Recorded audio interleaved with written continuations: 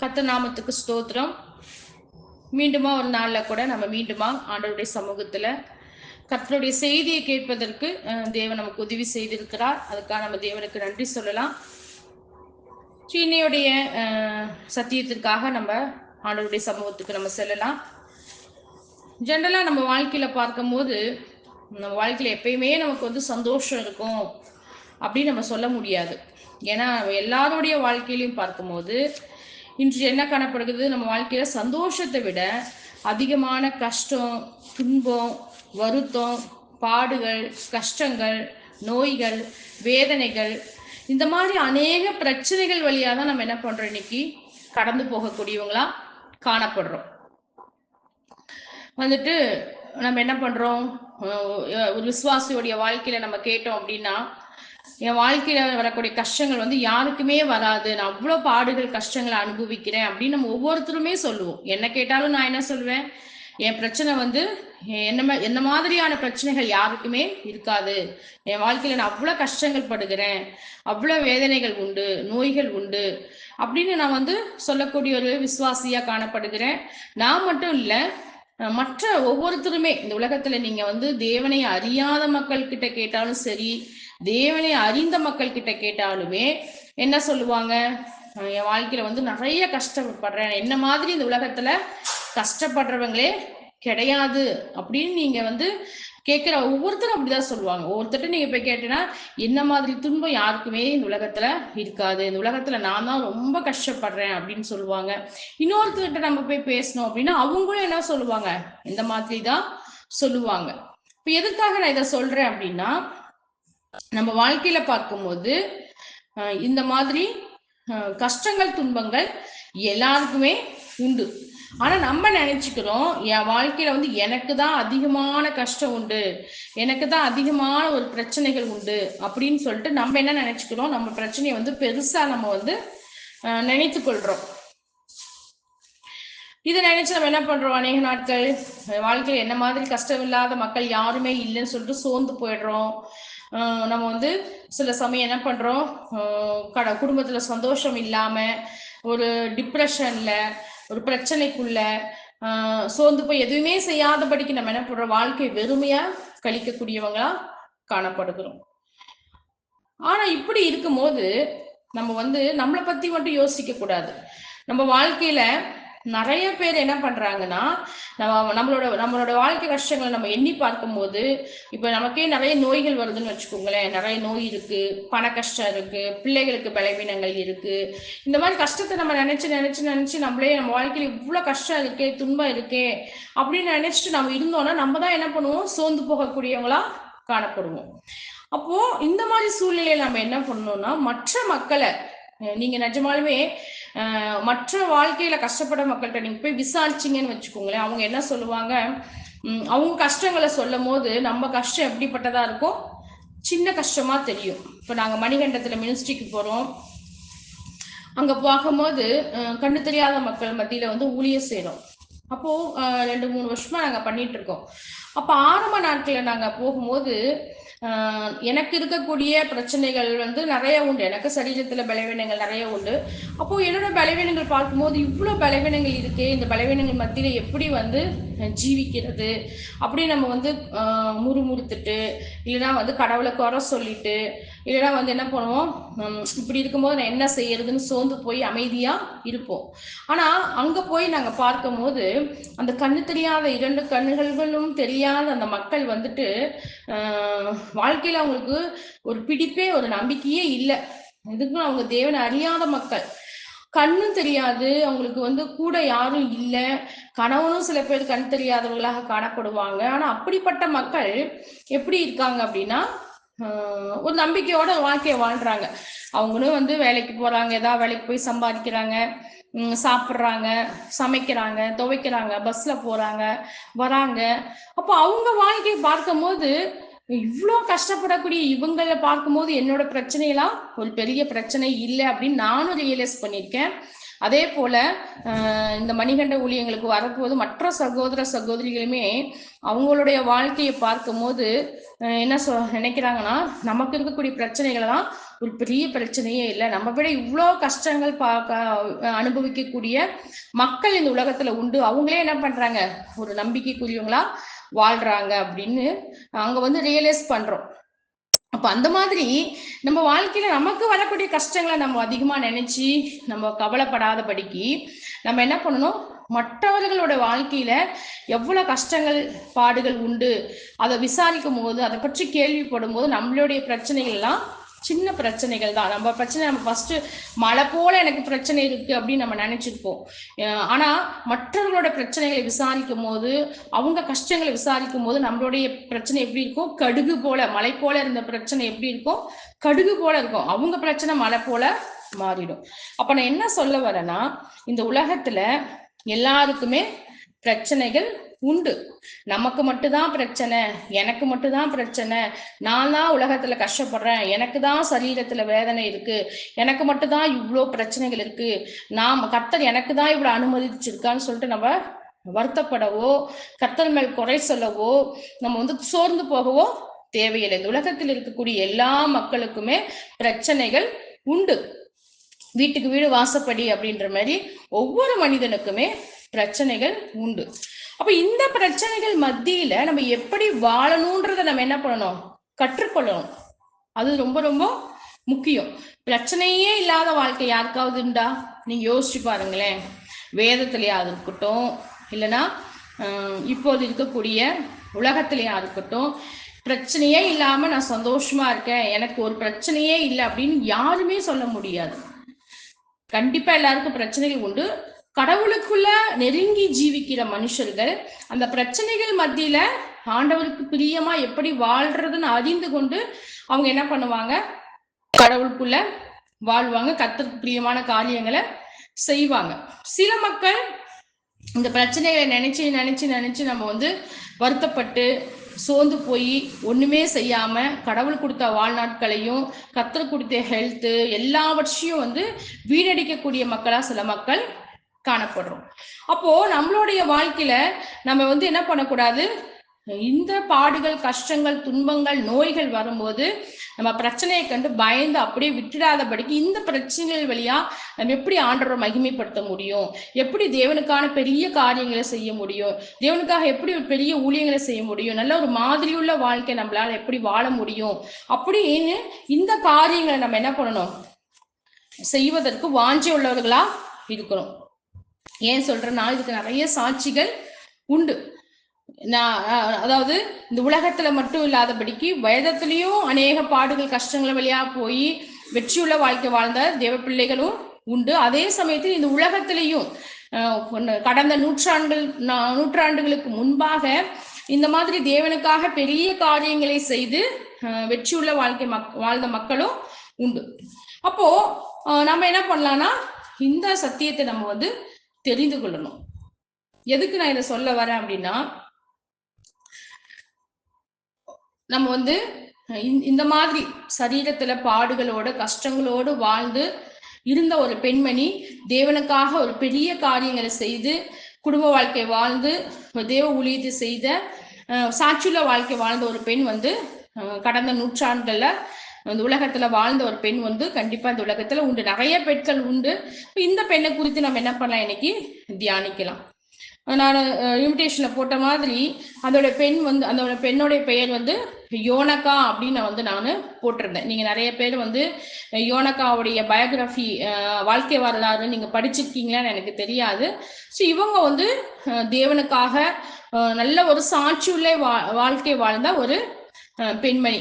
இந்த பெண்மணியுடைய வாழ்க்கையிலிருந்து நம்ம என்ன பண்ணலாம், சில சத்தியங்களை வந்து கற்றுக்கொள்ள தேவன் நமக்கு வந்து உதவி செய்வாராக. எதற்காக நான் சொல்றேன்னா, இந்த பெண் வந்து சாதாரண ஒரு பெண்மணி அல்ல.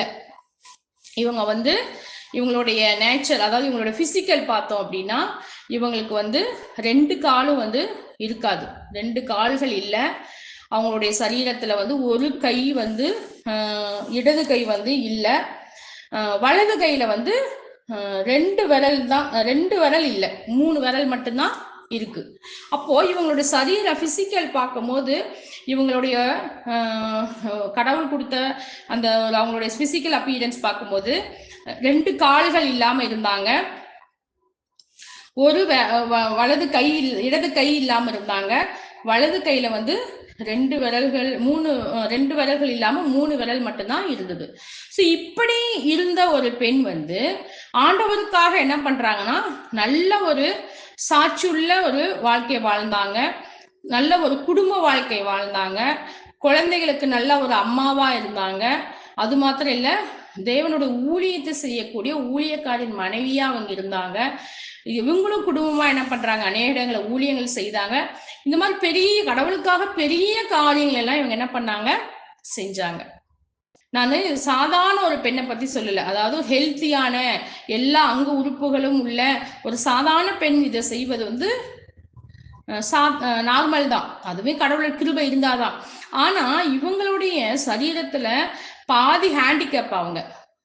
அப்படிப்பட்ட அந்த பெண் வந்து எந்த நம்பிக்கையில அவங்க என்ன பண்றாங்க, இப்படி ஒரு வெற்றியுள்ள வாழ்க்கை வாழ்ந்தாங்க அப்படின்றது குறித்துதான் நம்ம வந்து தியானிக்க போறோம். எதுக்காக சொல்றேன்னா, இன்னைக்கு நம்ம சில பிரச்சனைகள், சின்ன நோய்கள் வந்துருச்சு, சின்ன கஷ்டங்கள் வந்துருச்சுன்னா நம்ம என்ன பண்ணிடுறோம், நமக்கு எதுக்கு இந்த எப்படி நான் இந்த வேலையை செய்ய முடியும், எப்படி நான் தேவனுக்காக ஜீவிக்க முடியும்னு சொல்லிட்டு நம்ம என்ன பண்றோம், நிறைய காரியங்களை வந்து விட்டுடுறோம். ஆனா இவங்க அப்படி இல்லை. இவ்வளவு குறைபாடுகள் இருந்தாலுமே இவங்க என்ன பண்றாங்க, கடவுளுக்காக ஒரு பெரிய காரியத்தை ஒரு ஊழிய வாழ்க்கையை வந்து வாழ்ந்தாங்க. இவங்களுடைய பயோகிராஃபி வாழ்க்கை வரல பத்தி சுருக்கமா நான் சொல்லிட்டு அவங்க வாழ்க்கையில இருந்து நான் என்ன பண்றேன், சில சத்தியங்களை வந்து நான் உங்களுக்கு சொல்லி கொடுக்குறேன். அப்ப இந்த யோனகா அப்படின்ற அந்த பெண் வந்து ஜப்பான் நாட்டுல வாழ்ந்த ஒரு பெண்மணி. அவங்க வந்து ஜப்பான் நாட்டுல பிறந்தவங்க. அவங்க வந்து ஜப்பான்ல டோக்கியோ என்ற ஊர்ல வந்து அவங்க பிறந்தவங்க. அவங்களோட வந்து கூட பிறந்தவங்க வந்து எத்தனை பேருனா மொத்தம் இவங்க 5 பேரு, 2 சகோதரர்கள், 2 பிரதர்ஸ், 2 சிஸ்டர்ஸ். இவங்க தான் கடைசி பொண்ணு. அப்போ அவங்க அம்மாவுக்கு ரொம்ப செல்ல பொண்ணு, கடைசி பொண்ணு அப்படின்றனால இந்த பொண்ணு வந்து யோனகான்றது வந்து அவங்க அம்மாவுக்கு செல்ல பொண்ணு. இந்த பொண்ணோட பேரோட அர்த்தம் ஜப்பான் லாங்குவேஜ்ல என்னன்னு பார்த்தோம்னா மனமகிழ்ச்சியின் மகள், அதாவது எப்பொழுதுமே வந்து சந்தோஷமா இருக்கக்கூடிய பெண் அப்படின்னு சொல்லிட்டு அவங்க பாட்டி என்ன பண்ணாங்க, இந்த பேரை வச்சாங்க. இந்த பொண்ணு எப்பயுமே சந்தோஷமா இருக்கணும்னு சொல்லிட்டு இந்த பேரை வச்சாங்க. ஆனா இவங்க சந்தோஷமா இல்லை. ஏன் அப்படின்னா அவங்க வாழ்க்கையில வந்து இவங்க அம்மாவோட தான் இவங்க ரொம்ப சந்தோஷமா வாழ்றாங்க. அவங்க அம்மாவுக்கு வந்து அவங்க குடும்பம் எப்படிப்பட்ட ஒரு குடும்பம்னா, விக்கிரகங்களை வணங்கக்கூடிய ஜப்பான் நாட்டுல இருக்கக்கூடிய ஹென்ரி சியோ அப்படின்னக்கூடிய ஒரு அதாவது விக்கிரகத்தை எப்படி தமிழ்நாட்டுல வந்து நம்ம ஐடியல்ஸ், அதாவது பிள்ளையார், முருகன் இப்படி வணங்குறோமோ அந்த மாதிரி ஜப்பான்ல ஹென்ரி சியோ என்ற விக்கிரகத்தை வணங்கக்கூடிய ஒரு ஹிந்து பக்தி உள்ள ஒரு குடும்பம் தான் இவங்க குடும்பம். அவங்க அம்மா வந்து அவங்க அம்மா, அவங்க அப்பா, அவங்களோட அண்ணன், அக்கா எல்லாமே இவ்வளோ ஒரு விக்கிரகத்துல வந்து மூழ்கி போன ஒரு குடும்பம். இப்போ இப்படி இருக்கும்போது அவங்க அம்மா வந்து டெய்லியும் வந்து கோயிலுக்கு போவாங்க, அந்த பொண்ணை கூட்டிட்டு போவாங்க. நிறைய இந்துத்துவாத முறைகள் எல்லாம் பின்பற்றின ஒரு குடும்பம். இப்படி இருக்கும்போது அவங்களுக்கு என்னாச்சு, அவங்க அம்மாவுக்கு திடீர்னு நோய் வந்துடுது. அதாவது அவங்க அம்மாவுக்கு வந்து பேரலைஸ், முடக்குவாதம் மாதிரி வந்துடுது, கை கால் வராம போயிடுது. அப்படி முடக்குவாதம் வந்து அவங்க அம்மா படுத்த படுக்கை ஆகும் போது என்ன பண்றாங்கன்னா ஹாஸ்பிட்டலுக்கு போகல. இவங்க தான் வந்து ஹிந்துத்துவத்துல வந்து ரொம்ப பக்தியா இருக்கனால அவங்களுடைய கடவுள்களை வந்து காப்பாத்துவாரு, திருநீரு மற்ற காரியங்கள் செய்து அவங்களுடைய கடவுள் காப்பாத்துவாருன்னு சொல்லிட்டு அவங்க அம்மா என்ன பண்ணலன்னா ஹாஸ்பிட்டலுக்கே போகாம வீட்டுல இருந்து என்ன பண்றாங்க, என்னோட கடவுள் காப்பாத்துவார்னு சொல்லிட்டு அவங்க அப்படியே இருக்காங்க. அப்புறம் வந்து என்ன ஆகுது, ஓரளவுக்கு அவங்க சரியாகி ஹாஸ்பிட்டல்லாம் போய் அவங்க பொண்ணு சொல்லி ஹாஸ்பிட்டல் போய் சரியாகி வராங்க. வந்ததுக்கு அப்புறம் என்ன ஆகுதுன்னா இவங்க திடீர்னு வந்து ஒரு நாள் நடந்து போகும்போது என்ன ஆகுறாங்க, நாய் குறுக்க வந்து கீழே விழுந்துடுறாங்க. அவங்க அம்மா மறுபடியும் விழுந்த உடனே என்ன ஆகுதுன்னா இவங்க என்ன பண்றாங்க, அக்கம் பக்கத்துல இருக்கவங்களாம் இவங்களை வந்து ஹாஸ்பிட்டலுக்கு மறுபடியும் அனுப்ப மாட்டாங்க. அனுப்பாம என்ன பண்ணுவாங்க அப்படின்னா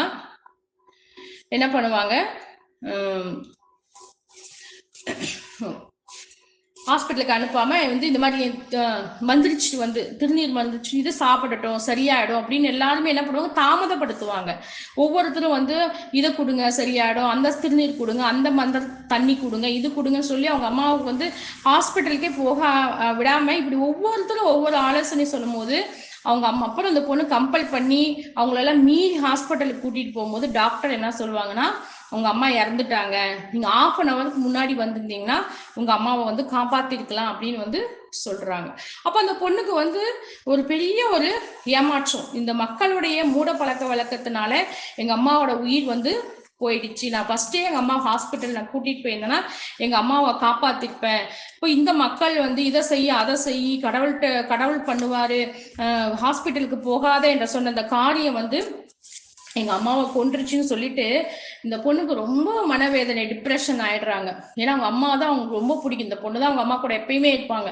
அப்ப அவங்க அம்மா இறந்தது நிமித்தம் இவங்க என்ன பண்றாங்க அப்படின்னா, டிப்ரெஷனுக்குள்ள போய் ட்ரெயினுக்கு முன்னாடி என்ன பண்ணுவாங்க, சூசைட் அட்டன் பண்ணுவாங்க. அவங்க என்ன பண்ணுவாங்க, சூசைட் அட்டன் பண்ணுவாங்க. இப்போ ட்ரெயின் வந்து அவங்க மேல ஏறும் போதுதான் கூட இருந்த ட்ரெயின் வந்து ஏறிதான் இந்த ஆக்சிடென்ட் ஆகி உங்களுக்கு என்ன ஆயிடுச்சு, 2 காலும் ஒரு கையும் விரலும் வந்து போயிடுச்சு. அப்போ அங்க ஆக்சிடென்ட் ட்ரெயினுக்கு முன்னாடி நிற்கும் போது ஆக்சிடென்ட் ஆகும்போது யாராவது ஒருத்தர் காப்பாற்றி ஹாஸ்பிட்டலுக்கு கொண்டு போய் இவங்களை வந்து ட்ரீட்மெண்ட் எல்லாம் பார்க்கும்போது இவங்களோட உயிர் போகல. ஆனா என்ன ஆயிடுச்சு, சரீரத்தில் இருக்கக்கூடிய சில உறுப்புகள் எல்லாம் போயிடுச்சு. அப்ப இவங்களுக்கு மயக்கம் தெளிஞ்சு எழுந்திருக்கும் போது இவங்க நான் தான் சாகவில்லையா அப்படின்னு சொல்லி என்ன பண்றாங்க, ரொம்ப வந்து வருத்தப்படுறாங்க. நான் வந்து உயிரோட தான் நான் இருக்கேன், நான் இன்னும் சாகலையா, நான் சூசைட் அட்டன் பண்ண தானே நான் வந்து ட்ரை பண்ணேன், என்னை ஏன் காப்பாத்துனீங்கன்னு சொல்லிட்டு ஹாஸ்பிட்டல் என்ன பண்ணுவாங்க, ரொம்ப அழுகுவாங்க. அப்போ திரும்பவும் அவங்களுக்கு என்ன ஆகுது, அதாவது நல்ல அவங்க ஹெல்த்தியா சரீர உறுப்புகள் எல்லாம் நல்லா இருக்கும் போதே அவங்களால வாழ முடியலன்னு வருத்தப்பட்டாங்க. இப்போ பார்த்தா அவங்களுக்கு கால்கள் இல்லாமல் இருக்கும்போது, கைகள் இல்லாத இருக்கும்போது நான் எப்படி திரும்பமா இந்த ஹேண்டிகேப்போட நான் எப்படி வாழுவேன், அதனால திரும்பமா நான் சூசைட் பண்ணிக்க போறேன்னு சொல்லிட்டு திரும்ப முடிவெடுப்பாங்க. ஆனா ஹாஸ்பிட்டல் இருக்கனால அவங்களுக்கு எப்படி சூசைட் பண்ணிக்க தெரியாதனால என்ன பண்ணுவாங்கன்னா, ஹாஸ்பிட்டல் இருக்கும் போது டெய்லி ஒரு ஸ்லீப்பிங் டேப்லெட் கொடுப்பாங்க. அதாவது இவங்களுக்கு நிறைய சர்ஜரி எல்லாம் பண்ணியிருக்கனால காலெல்லாம் இல்லாதனால வலி இருக்கும்னால டெய்லி தூங்குவதற்கு தூக்கு மாத்திரை கொடுத்துதான் என்ன பண்ணுவாங்க, தூங்க வைப்பாங்க. அப்போ இந்த பொண்ணு என்ன பண்ணுவாங்கன்னா, அந்த ஒவ்வொரு மாத்திரையும் என்ன பண்ணுவாங்க, சேர்த்து வச்சுக்குவாங்க. சேர்த்து வச்சு டெய்லி சாப்பிடாம சேர்த்து வச்சு நிறைய டேப்லெட் ஆனதுக்கு அப்புறம் இதை சாப்பிட்டு நம்ம சூசைட் அட்டன் பண்ணிக்கலாம் அப்படின்னு அந்த மாத்திரையெல்லாம் சேர்த்து தலகாணிக்கடியில ஒளி வைப்பாங்க. இப்ப இந்த சூழ்நிலையில தான் அவங்க வந்து வாழ்க்கையில அவங்களுக்கு இதுக்கப்புறம் வரக்கூடிய நாட்கள் தான் அவங்களுக்கு வாழ்க்கையில ஒரு டேர்னிங் பாயிண்டா இருந்தது. இப்படி ஹாஸ்பிட்டல் அவங்க முயற்சி எடுத்துட்டு இருக்கும் போது ஹாஸ்பிட்டல் மினிஸ்ட்ரி பண்ணக்கூடிய 2 மிஷினரிஸ் வந்து என்ன பண்றாங்க, ஹாஸ்பிட்டலுக்கு போறாங்க. இப்ப நம்ம எப்படி வந்து ஊழியங்கள் செய்வதற்காக ஹாஸ்பிட்டல் மினிஸ்ட்ரிக்காக நம்ம போறோம் இல்லைங்களா, ட்ராக்ஸ் எடுத்துட்டு ப்ரேயர் பண்றதுக்காக, அந்த மாதிரி அந்த பொண்ணு அட்மிட் ஆன ஹாஸ்பிட்டல்ல வந்து 2 ஊழியக்காரங்க என்ன பண்றாங்கன்னா போறாங்க. போகும்போது இந்த பொண்ணுக்கு என்ன பண்றாங்க, காஸ்பல் சொல்றாங்க, இயேசுவை பத்தி சொல்றாங்க. ஆனா இந்த பொண்ணுக்கு விருப்பமே இல்லை. ஏன்னா இந்த பொண்ணு தான் ஹிந்துத்துவத்துல வளர்ந்ததுனால இயேசு கிறிஸ்துவை பத்தி கேட்கவோ இயேசு கிறிஸ்துவை பற்றி அறிந்து கொள்ளவோ விருப்பமே இல்லை. அவங்க வந்து அடிக்கடி வந்து என்ன பண்ணாங்கன்னா இயேசுவை பத்தி சொல்லிக்கிட்டே இருந்தாங்க. ஆனா அந்த பொண்ணு தன் இருதயத்தை என்ன பண்ணுச்சுன்னா கடினப்படுத்திட்டே இருந்தது. அவங்க வரும்போதெல்லாம் அவங்களை அவமானப்படுத்திட்டு, அவங்க வரும்போதெல்லாம் நீங்க இந்த இடத்தை விட்டு போங்க, எனக்கு இயேசுவை பத்தி சொல்லாதீங்க அப்படி சொல்லி ஒவ்வொரு முறையும் இந்த பொண்ணு என்ன பண்ணுச்சுன்னா அவங்கள வந்து புறக்கணிச்சுட்டே வந்து இருந்தது. அப்போ அந்த 2 ஊழியக்காரில் ஒருத்தர் பேர் வந்து ஆக்கிட்டோஹி அப்படின்ட்டு ஒருத்தர், பிளஸ் இன்னொருத்தர் என்ன சொன்னார்னா, சரி இனிமேல் அந்த பொண்ணுக்கு நம்ம காஸ்பல் சொல்ல வேண்டாம், அந்த பொண்ணு விருப்பப்படுறதே இல்லை, அதனால நம்ம என்ன பண்ணலாம், இனிமேல் அந்த பொண்ணுக்கு சுவிசேஷத்தை சொல்ல வேண்டாம்னு சொல்லி ஒருத்தர் சொல்லுவார்.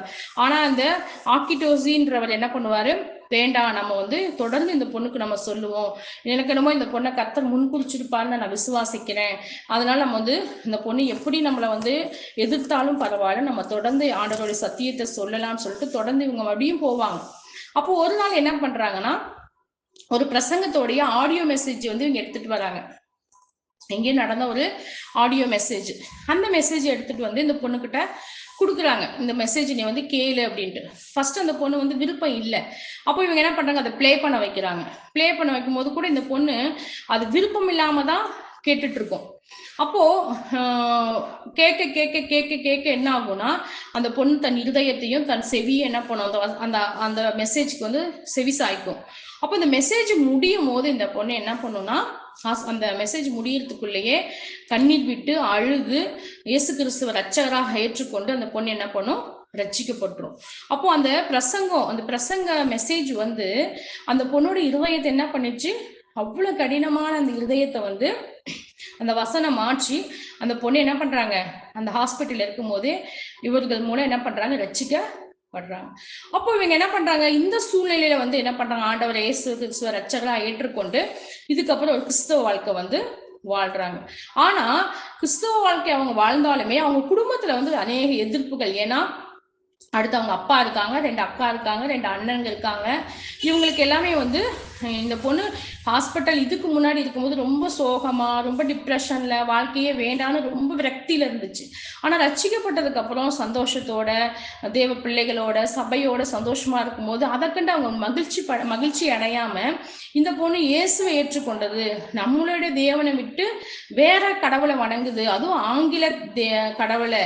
அவங்களுக்கு வந்து அமெரிக்கன்ஸ்னா பிடிக்காது. ஏன்னா ஜப்பான்ல அந்த சமயத்துலதான் என்ன பண்ணாங்க, ஹிரோசா நாகசாமியில குண்டு போட்டு என்ன பண்ணாங்க, அழிச்சாங்க ஜப்பான் நாட்டை. அதனால வந்து அமெரிக்கன்ஸ்னாவே இந்த ஜப்பான் மக்களுக்கு பிடிக்காது. அப்போ அந்த அமெரிக்கன் மிஷனரிஸ் வந்து சுவிசேஷத்தை சொல்றாங்க, அவங்க ஆண்டவரை பத்தி சொல்றாங்க போது அவங்களுக்கு ஒரு நோக்கம் இருக்கும், நீ அதனால அந்த கடவுளை ஏற்றுக்கொள்ளாதுன்னு சொல்லிட்டு அவங்க குடும்பத்துல அநேக பிரச்சனைகளை வந்து கொண்டு வருவாங்க. ஆனாலும் கூட இந்த பெண் என்ன பண்ணும், அவங்க குடும்பத்தை எதிர்த்து விசுவாசத்துக்காக உறுதியா நிற்கும். அப்போ இந்த ஹேண்டிகேப்போட அந்த பொண்ணு என்ன பண்ணுது, ஆண்டவர் ஏற்றுக்கொள்ளுது, சபைக்கு செல்லுது, தேவ பிள்ளைகளோட ஐக்கியமா இருக்கு. சூசைட் பண்ணி செத்து போகணும்னு நினைச்சு இந்த பொண்ணு வந்து என்ன பண்ணுதுன்னா ஒரு சந்தோஷமான வாழ்க்கை கர்த்தருக்குள்ள என்ன பண்ணுது, வாழுது. அப்போ இந்த பொண்ணோட வாழ்க்கை மாற்றப்பட்டதுனால இந்த பொண்ணுடைய சரீரத்தில் இருக்கக்கூடிய அந்த பலவீனங்களை வந்து சரி பண்றதுக்காக சபை மக்கள் என்ன பண்றாங்க, முயற்சித்து ஆர்டிபிஷியல் லெக், அதாவது அந்த பொண்ணுக்கு 2 கால் இல்லைங்க இல்லையா, அதனால செயற்கை கால் உண்டாக்கி இந்த பொண்ணுக்கு நம்ம ஓரளவுக்கு நடக்கிறதுக்கு உதவி செய்யலாம் அப்படின்னு சொல்லிட்டு என்ன பண்றாங்கன்னா சபை மக்கள் எல்லாம் பிரயாசப்பட்டு அவங்க என்ன பண்றாங்க, இந்த பொண்ணுக்கு வந்து அதாவது செயற்கை கால்கள் உண்டாக்கி பணம் எல்லாம் சேகரிச்சு எல்லா சபை மக்களும் சேர்ந்து பணத்தை கலெக்ட் பண்ணி ஆப்ரேஷன் பண்ணி இந்த பொண்ணுக்கு செயற்கை கால் வந்து பொறுத்துறாங்க. அப்போ ஓரளவுக்கு அந்த பொண்ணுக்கு மற்றவர்கள் துணை இல்லாம என்ன பண்ணுது அப்படின்னா அந்த பொண்ணு நடக்குதுன்னு சொல்லிட்டு நம்ம வந்து பார்ப்போம். குச்சி வச்சுட்டு ஓரளவுக்கு அந்த கால் வச்சு நடந்துட்டு வரும். அப்போ இந்த சபை மக்களுடைய அந்த ஒரு உதவியோட அந்த பொண்ணு என்ன பண்ணுச்சு, இந்த மாதிரி கொஞ்சம் நடக்க முற்பட்டது. இந்த சூழ்நிலையில இந்த பொண்ணு யூத் ஸ்டேஜ் எல்லாம் கடந்து இந்த பொண்ணு வந்து இந்த சூசைட் அட்டன் பண்ணும்போது 18 வயசு அந்த பொண்ணுக்கு.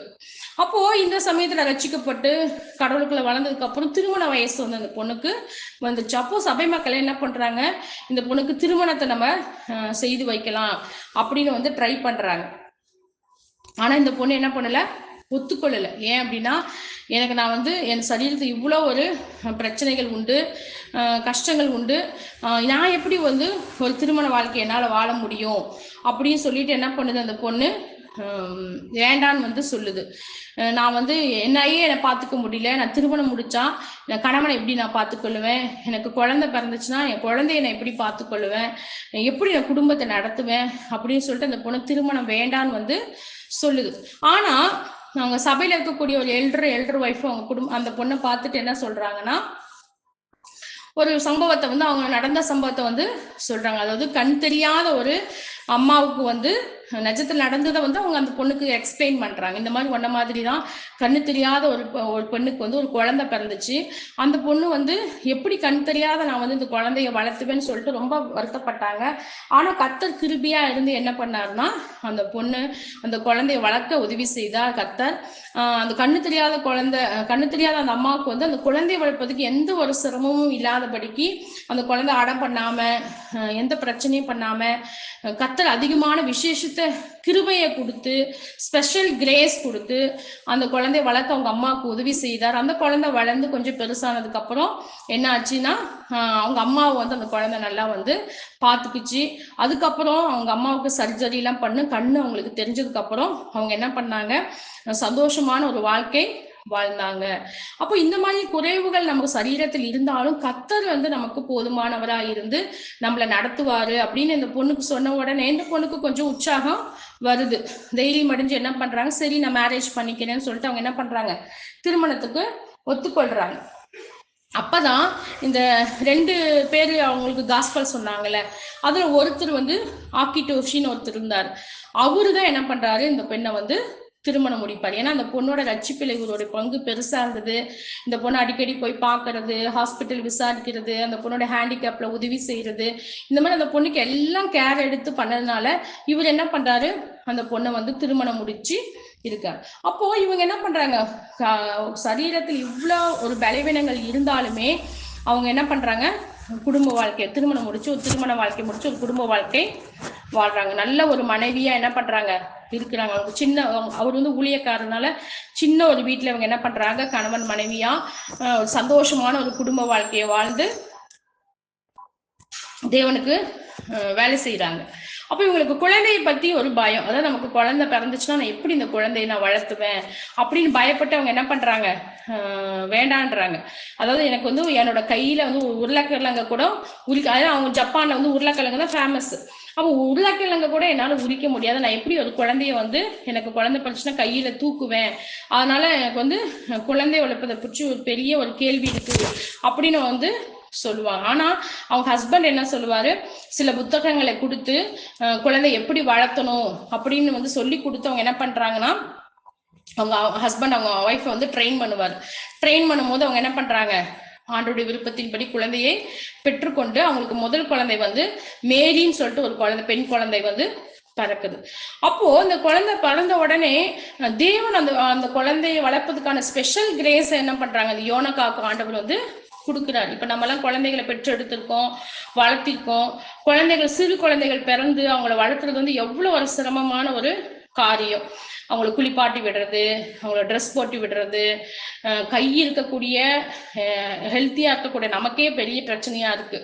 ஆனா இவங்களுக்கு ஹேண்டிகேப்பா இருக்கக்கூடிய இவங்களுக்கு வந்து அந்த குழந்தை வளர்க்கறது ரொம்ப கஷ்டமா இருக்குன்னு பயந்தாங்க. ஆனா கடவுள் ஸ்பெஷல் கிரேஸை கொடுத்து இந்த குழந்தை வந்து பிறந்ததுல இருந்து வளர வளர என்ன பண்ணணும்னா அழுகவே அழுகாது. அதாவது அழுது பிரச்சனை பண்ற மாதிரி எதுவும் பண்ணாம, அதே போல குளிப்பாட்டும் போது அழுகாதான், ட்ரெஸ் போடும் போது அதுவா வந்து கை காலெல்லாம் வந்து சட்டை போடுறதுக்கு வந்து கொடுக்குமா. ஸோ இப்படி என்ன பண்றாங்க, அந்த குழந்தை வந்து வளரக்கூடியதா இருக்கு. அப்போ அந்த குழந்தைய வளர்ப்பதற்கு அவங்க அம்மாவுக்கு எந்த ஒரு பிரச்சனையும் இல்லாதபடிக்கு அவங்க என்ன பண்றாங்க, கடவுள் ஸ்பெஷல் கிரேஸை கொடுத்து கடவுள் வந்து குழந்தைய வந்து வளர வைக்கிறாரு.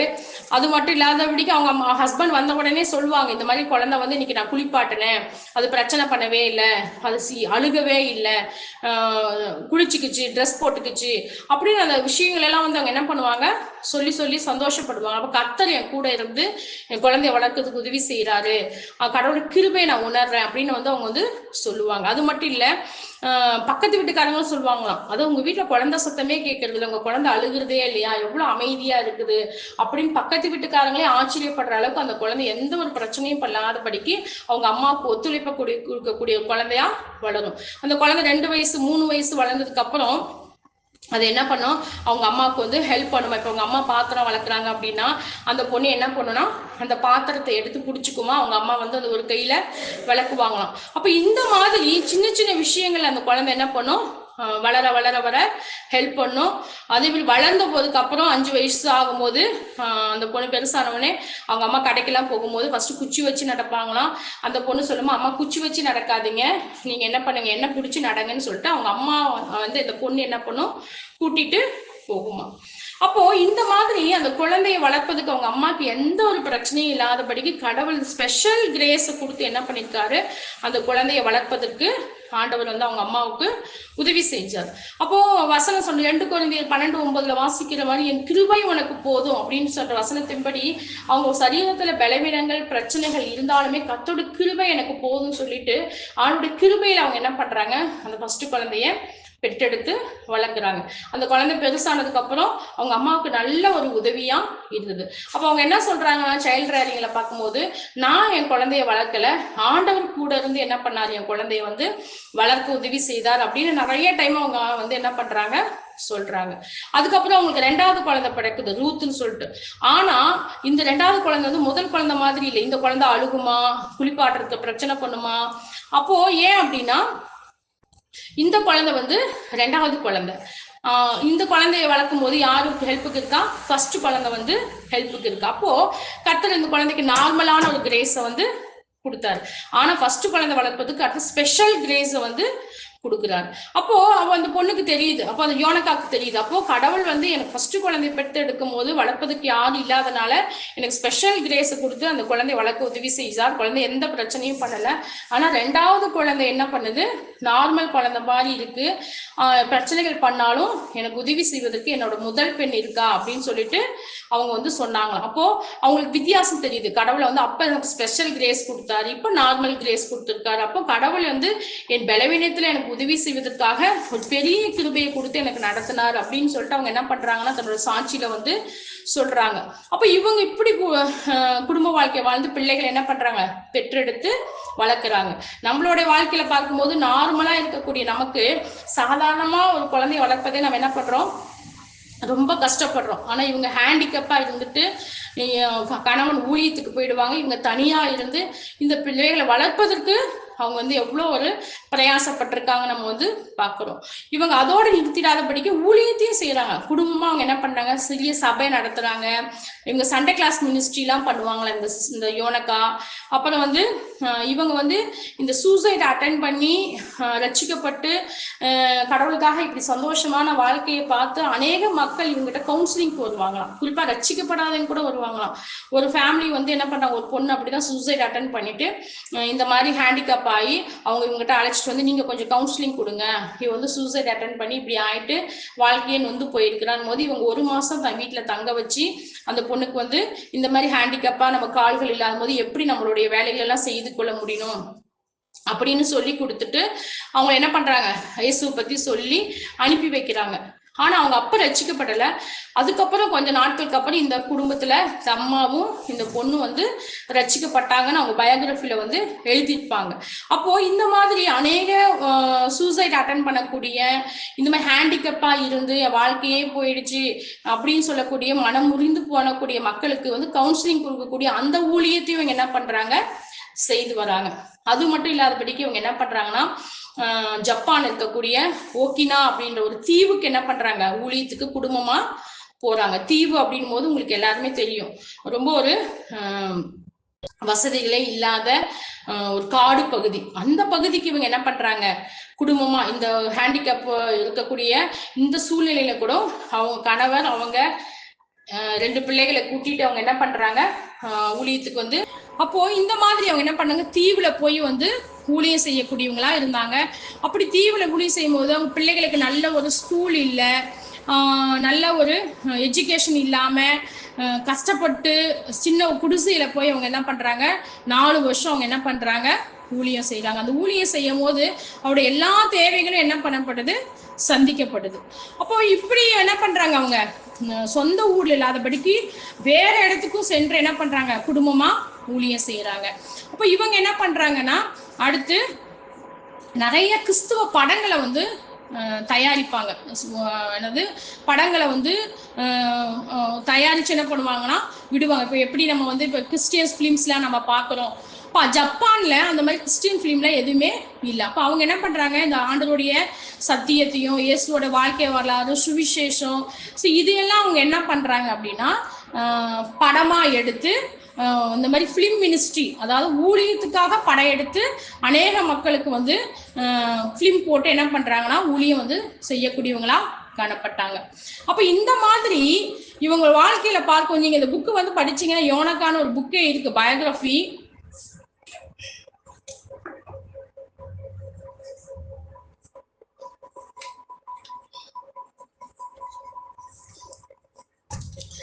யோனக்கான்ற ஒரு புக்கு, ஒரு பயோகிராஃபியா இருக்கு. இது நீங்க படிச்சீங்கன்னா டீட்டெயிலா உங்களுக்கு நிறைய விஷயங்கள் வந்து சொல்லப்பட்டிருக்கும். நான் வந்து கொஞ்சம் உங்களுக்கு சுருக்கமா தான் சொல்லியிருக்கேன். அப்போ இவங்களோட வாழ்க்கையை பார்க்கும் போது இவங்க வாழ்க்கை ஆண்டவருக்குள்ள ஆரம்பிக்கும் போது இவங்களுக்கு கால்கள் இல்லை, கை இல்லை, விரல் இல்லை. ஆனா இப்படிப்பட்ட சூழ்நிலையில சாதாரண ஒரு மனுஷியா இல்லாதபடிக்கு இவங்க என்ன பண்றாங்க? சாதாரண மனுஷங்கள் செய்யக்கூடிய விதத்துக்கு அதிகமா என்ன பண்றாங்க? ஆண்டவருக்காக செய்யறாங்க. நல்ல திருமணம் முடிக்கிறாங்க, பிள்ளைகளை ஆண்டவருக்குள்ள வளர்த்துறாங்க, குடும்பமா ஊழியம் செய்யறாங்க, அநேக சபைகளை ஸ்தாபிக்கிறாங்க, சண்டே கிளாஸ் மினிஸ்ட்ரி, அது இல்லாம கவுன்சிலிங் மினிஸ்ட்ரி, வேற தீவுக்கு சென்று ஊழியம் செஞ்சாங்க. அது இல்லாம நிறைய படங்கள், கிறிஸ்துவ படங்கள் எடுத்து என்ன பண்றாங்க, ஜப்பான்ல வந்து நிறைய பெரிய ஊழியங்கள் வந்து செய்யறாங்க. இவங்களுடைய டெஸ்டிமனி, அதாவது வாழ்க்கை வரலாறு படமா எடுத்தாங்க. அவங்க இருக்கும் போது என்ன பண்றாங்க, படம் எடுத்து ரிலீஸ் பண்றாங்க. அப்போ இவங்களோட படத்தை பார்த்த அமெரிக்கன்ஸ் எல்லாம் அநேக மக்கள் என்ன பண்றாங்க, ரசிக்கப்பட்டாங்க அப்படின்னு சொல்லிட்டு அவங்களோட பயோகிராஃபில வந்து எழுதியிருப்பாங்க. என்னோட படத்தை வந்து, என்னுடைய கதையை வந்து நான் படமா எடுத்து ரிலீஸ் பண்ணேன். அப்போ ஜப்பான்ல மட்டும் இல்ல, உலகத்துல இருக்கக்கூடிய அநேக மக்கள் வந்து இந்த படங்களை பார்த்து என்ன பண்ணாங்கன்னா ஆண்டவரை ஏற்றுக்கொண்டாங்க அப்படின்னு சொல்லிட்டு இவங்க பயோகிராஃபி புக்ல வந்து எழுதியிருப்பாங்க. அப்ப இப்படி ஒரு சாட்சியுள்ள வாழ்க்கை வாழ்ந்ததுக்கு முக்கியமான காரணம் என்ன அப்படின்னா, அவங்க சொன்ன இந்த காரியங்கள் தான். அதாவது என் கிருபை உனக்கு போதும், பலவீனத்திலே என் பலன் பூரணமாய் விளங்கும். இந்த வசனம் தான் என் வாழ்க்கையில வந்து கிரியை செய்தது. அதாவது எனக்கு பலவீனங்கள் உண்டு, ஆனா என்னுடைய பலவீனத்துல கர்த்தருடைய பலன் வந்து பூரணமாய் விளங்குச்சு, கர்த்தருடைய கிருபை எனக்கு போதுமாய் இருந்தது அப்படின்னு வந்து அவங்க என்ன பண்றாங்கன்னா சொல்றாங்க. அப்போ இவங்களோட வாழ்க்கையை நம்ம தியானிக்கும் போது இப்படி கஷ்டங்களோடு துன்பங்களோடு சரீர பிரச்சனைகளோடு வாழ்ந்த இவங்களோட வாழ்க்கை வந்து எவ்வளவு ஒரு வெற்றியுள்ள வாழ்க்கை வாழ முடிஞ்சது அவங்களால. அவங்களுடைய தேவன் தான் நம்மளுடைய தேவன். அதே வசனம் தான் நமக்கும் கொடுக்கப்பட்டிருக்கு. நமக்கும் வாழ்க்கையில வந்து சில நோய்கள் இருக்கலாம், பல பிரச்சனைகள் இருக்கலாம், பாடுகள் இருக்கலாம். ஆனா நம்ம இப்படி சோர்ந்து போய் விட்டு விடாதபடிக்கு இந்த யோனக்காவை போல என் பலவீனத்திலே கர்த்தருடைய பலன் பூரணமாய் விளங்கும், ஆண்டோட கிருபை எனக்கு போதும், என்னை பலப்படுத்துகிற கிறிஸ்துவினாலே எல்லாவற்றையும் செய்ய எனக்கு பலன் உண்டு என்ற அந்த வசனத்தின்படி நம்ம என்ன பண்ணணும், ஆண்டவருக்காக பெரிய காரியங்களை வந்து செய்யக்கூடியவங்களா இருக்கணும். நமக்கு ஃபர்ஸ்ட் மனம் இருக்கணும். மனம் இருந்தால் மார்க்கம் உண்டுன்னு சொல்ற மாதிரி இந்த யோனக்கா வந்து அவங்க வாஞ்சித்தாங்க, எனக்கு வந்து பலவீனங்கள் இருந்தாலும் கூட நான் கடவுளுக்காக ஏதாவது செய்யணும் அப்படின்னு வந்து இந்த பலவீனத்தை பொருட்படுத்தாதபடிக்கு அவங்க என்ன பண்ணாங்க, கடவுளுக்காக செய்யணும்னு ஆசைப்பட்டாங்க. கர்த்தர் அந்த அவங்க இருதயங்களை உணர்ந்து என்ன பண்றாரு, அவங்கள வந்து எல்லா காரியங்களிலும் அவங்க என்ன பண்றாரு, பயன்படுத்துறாரு. அதே போல நம்மளுடைய வாழ்க்கையிலும் நம்ம கஷ்டங்களை கண்டு, பலவீனங்களை கண்டு, சரீரத்தில் இருக்க நோய்களை கண்டு நம்ம அப்படியே முடங்கி சோர்ந்து போய் படுத்துக்காதபடிக்கு நம்ம ஆண்டவரோட மேல நம்பிக்கை வச்சு என்னை பலப்படுத்துகிற கிறிஸ்துவினாலே எல்லாவற்றையும் செய்ய எனக்கு பலன் உண்டு. நமக்கு வந்து கடவுள் இவங்கள மாதிரி ஹேண்டிகேப் நமக்கு இல்லை. நமக்கு 2 கை இருக்கு, கால் இருக்கு, கண் இருக்கு, எல்லாமே நமக்கு வந்து இருக்கு. அப்ப எல்லாமே இருக்கக்கூடிய நம்ம வந்து தைரியமா நம்ம என்ன பண்ணணும், இன்னும் ஆண்டவருக்காக நம்ம பெரிய காரியங்களை செய்யக்கூடியவங்களா இருக்கணும். இன்னும் நிறைய இந்த மாதிரி நிறைய தேவ பிள்ளைகள் வந்து கடவுளுக்காக பெரிய காரியங்கள் செய்தவர்கள் உண்டு. ஜோனி எரிக்சன் தடான்னு சொல்லிட்டு ஒருத்தர் இருப்பாங்க. அவங்களுக்கு 2 கை 2 கால் இருக்காது, வாயில தான் பைபிள் படிப்பாங்க, டிராயிங் பண்ணுவாங்க. அவங்க இன்னைக்கு வந்து நிறைய ஆர்கனைசேஷன், நிறைய பேருக்கு சுவிசேஷங்களை சொல்லி நிறைய நற்கிரிகளை செஞ்சு இயேசுவோட அன்பை வந்து என்ன பண்றாங்க, இப்பயுமே அவங்க வந்து சாகலை, இப்பயும் இருக்காங்க, பிள்ளைங்களை வந்து செஞ்சுட்டு வர்றாங்க. நிக்கோட டெஸ்டிமனி பார்த்திருப்பீங்க. அவருக்கு அப்படிதான், அவர் குட்டையா இருப்பாரு, கை கால் குட்டையா இருக்கும், ஆனா அவர் எவ்வளவு பேர் ஆண்டவர்களை நடத்தி என்ன பண்றாரு, கடவுளுக்காக பெரிய காரியங்களை செய்யறாரு. அப்ப இப்படி சரீரத்துல பலவீனமா இருக்க மக்களே ஆண்டவருக்காக பெரிய காரியங்களை செய்யும் போது நமக்கு இருக்கக்கூடிய தலைவலி, காய்ச்சல், முதுகு வலி பிரச்சனை, இந்த பிரச்சனை அந்த பிரச்சனை, இதை வச்சுட்டு நம்ம ஒன்னும் செய்யாதபடிக்கு, சோர்ந்து போகாதபடிக்கு கடவுள் மேல் நம்பிக்கை வச்சு நம்ம என்ன பண்ணணும், கர்த்தருக்காக பெரிய காரியங்களை வந்து செய்யக்கூடியவங்களா இருக்கணும். அப்ப நம்மளுடைய இருதயத்துல வந்து எப்படி இருக்கணும்னா, இந்த யோனக்காக போல நம்ம என்ன பண்ணணும் அப்படின்னா, தேவன் மேல் நம்பிக்கை வச்சு ஆண்டோட கிருபை எனக்கு போதும், என்னை பலப்படுத்துகிற கிறிஸ்துவினால எல்லாவற்றையும் எனக்கு செய்ய பலனுன்ற வசனத்தை பிடிச்சுக்கிட்டு நம்ம என்ன பண்ணணும், ஓடும் போது வாழும் போது, கடவுளுக்காக நல்ல ஒரு குடும்ப வாழ்க்கை வாழும் போது, கடவுளுக்காக நல்ல ஒரு ஊழியங்கள் செய்யும் போது, கடவுளுக்காக நம்ம நல்ல பிள்ளைகளை வளர்த்தும் போது ஆண்டவர் நம்மளை யோனக்காவை போல நம்மளே என்ன பண்ணுவார், ஆண்டவர் மகிமையான ஒரு வாழ்க்கையை நடத்துவதற்கு தேவன் என்ன பண்ணுவார், நமக்கு உதவி செய்வார். ஆனா நம்ம கூட இந்த யோனக்கா வாழ்க்கையை நம்ம யோசிச்சு பார்க்கலாம். நீங்க முடிஞ்சா இந்த புத்தகம் இருந்தா நீங்க படிங்க. நிஜமாலுமே இந்த புத்தகத்தை நான் மேரேஜ்க்கு முன்னாடியும் படிச்சிருக்கேன், திருமணம் ஆகியும் படிச்சிருக்கேன், அடிக்கடி இந்த புத்தகத்தை நான் படிப்பேன். எனக்கு வந்து நிஜமாலுமே இந்த புத்தகம் வந்து உற்சாகத்தை கொடுக்கக்கூடியதா இருக்கும். அதாவது சில சமயம் நமக்கு சிறிய பலவீனங்கள் வரும்போது, இல்லைன்னா சாதாரணமா ஒரு 2-3 குழந்தைகளை வளர்க்கும் போது நமக்கு வந்து பிரச்சனைகள் இருக்கும்போது, இவங்க எப்படி வந்து இவ்வளோ ஹேண்டிகேப்பா இருக்கும் போது பிள்ளைகளை வளர்த்தாங்க, கடவுளோட கிருபை எப்படி இவங்களுக்கு இருந்துச்சு, கர்த்தர் இவ்வளவு ஸ்பெஷல் கிரேஸ் கொடுத்தாரு, கண்டிப்பா நமக்கும் ஆண்டவர் கொடுப்பாரு, ஆண்டவருக்காக நம்ம செய்யணும்னு விருப்பப்பட்டா ஆண்டவர் என்ன பண்ணுவாரு, நமக்கு என்ன நோய்கள் இருந்தாலும் என்ன கஷ்டங்கள் இருந்தாலும் ஆண்டவர் விசேஷத்து கிருபைகளை கொடுத்து நம்மளை பயன்படுத்துவாருன்னு எனக்கு நிறைய டைம் இந்த புத்தகத்தை படிக்கும் போது உற்சாகப்பட்டிருக்கேன். அது நீங்களும் வந்து ஃபுல்லா படிச்சு பாருங்க. நிஜமாலுமே அது உங்க வாழ்க்கைக்கு வந்து பிரயோஜனமா இருக்கும். இது படிக்கும் போது நமக்கு இருக்கக்கூடிய பலவீனங்கள ஒரு பலவீனங்களே இல்லை.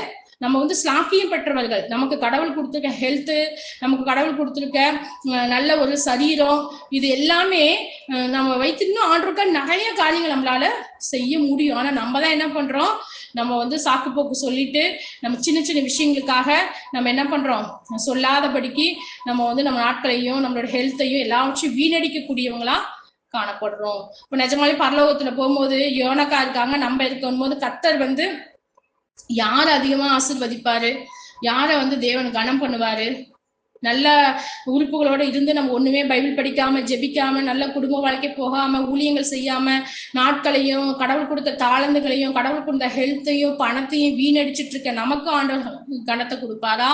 இவ்வளவு பலவீனங்கள் மத்தியில ஆண்டவருக்காக ஜீவிச்சு கடவுளுக்காக மகிமையான வாழ்க்கை வாழ்ந்த யோனகா, ஜோனி இவங்களுக்காக கடவுள் வந்து கனம் பண்ணக்கூடிய தேவனா இருப்பாரா? இப்ப நம்மளோட வாழ்க்கையில நம்ம வந்து அப்படி நினைச்சு பார்க்கணும். கடவுள் நமக்கு கொடுக்கப்பட்ட எல்லாவற்றையும் நம்ம தேவனுக்காக அர்ப்பணிப்போடு நம்ம கொடுக்குறோமா, செயல்படுறோமா அப்படின்னு நினைச்சு பார்த்து நம்ம திரும்பமா வந்து நம்ம வாழ்க்கையை சரி பண்ணுவதற்கு தேவன் நமக்கு வந்து உதவி செய்வாராக. ஆமீன். யாராவது ஜெபிக்கலாம்?